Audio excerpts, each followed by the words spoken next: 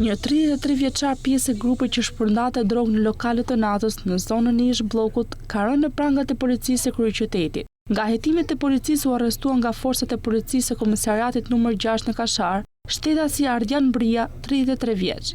Në total u urdhëruan 33 arreste, ndërsa policia mundi të prangos 25 prej tyre në megaoperacionin 19 dhe 20 qershorit, ku vetëm njëri prej tyre kaloi në masën e arrest shtëpie. Ndërkohë po punohet për gjetjen dhe arrestimin e 6 mbeturve tashmë në kërkim. 2 prej personave kryesor të arrestuar, të cilët dyshohet se siguronin lëndë narkotike, e cila me pas shpërndajnë në doza, janë vëllezërit Durim dhe Artur Gurzi, 46 dhe 41 vjet. Përveç kokainës që u gjet në banesën e tyre, zyrtarëve ju sekuestruan edhe rreth 20.000 euro. Grupi kriminal shpërndanin dhe shisin drogën në lokalet më të famshme të zonës së ish bllokut, Seli dhe Shkollë të Bashkuar. Në mesin të arrestuarve kishte edhe banakier dhe kamajer, pasi dyshoshin se ishin të përfshirë në aktivitetin e palishëm. Klientët ishin persona VIP dhe frekuentuesit e jetës së natës.